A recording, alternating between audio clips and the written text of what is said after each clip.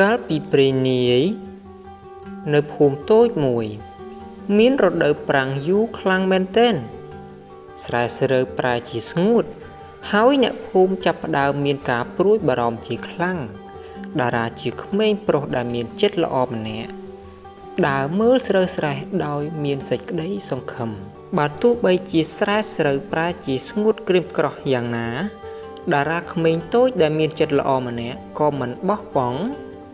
គាត់បន្តស្រោចទឹកជារៀងរាល់ថ្ងៃគាត់ជឿថាការខិតខំប្រឹងប្រែងរបស់គាត់នឹងនាំមកនូវអ្វីដែលល្អថ្ងៃមួយមានលោកយាយដែលមានវ័យចំណាស់ម្នាក់ដើរមករកភូមិ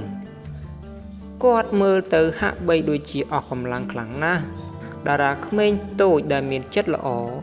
ឃើញលោកយាយដែលមានវ័យចំណាស់ម្នាក់នោះហើយរត់ទៅជួយភ្លាមបន្ទាប់មកតារាក៏បានចែករំលែកអង្គបន្តិចបន្តួចជូនគាត់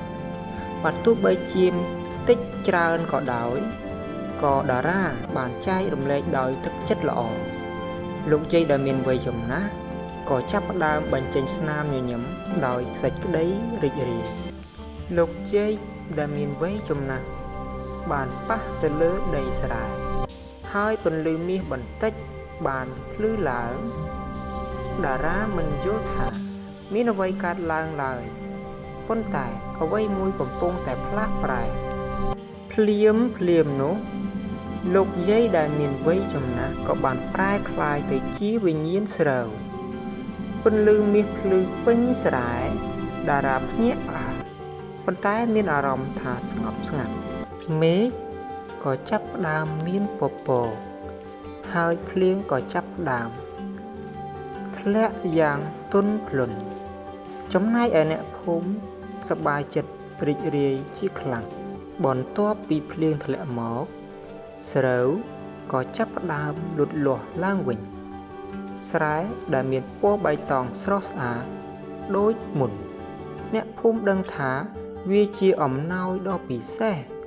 អ្នកភូមិក៏ចាប់ផ្ដើមរៀបចំកម្មវិធីអរគុណធម្មជាតិ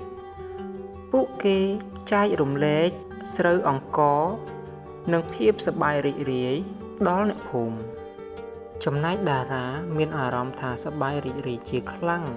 ចំណែកតារាក៏បានរៀបរាប់ថាការខិតខំប្រឹងប្រែងនិងចិត្តល្អអាចផ្លាស់ប្ដូរពិភពលោកបានអំណោយពិតមិនមែនជាមន្តអាគមទេប៉ុន្តែជាការធ្វើអំពើល្អនេះជាអំណោយរបស់វិញ្ញាណស្រូវ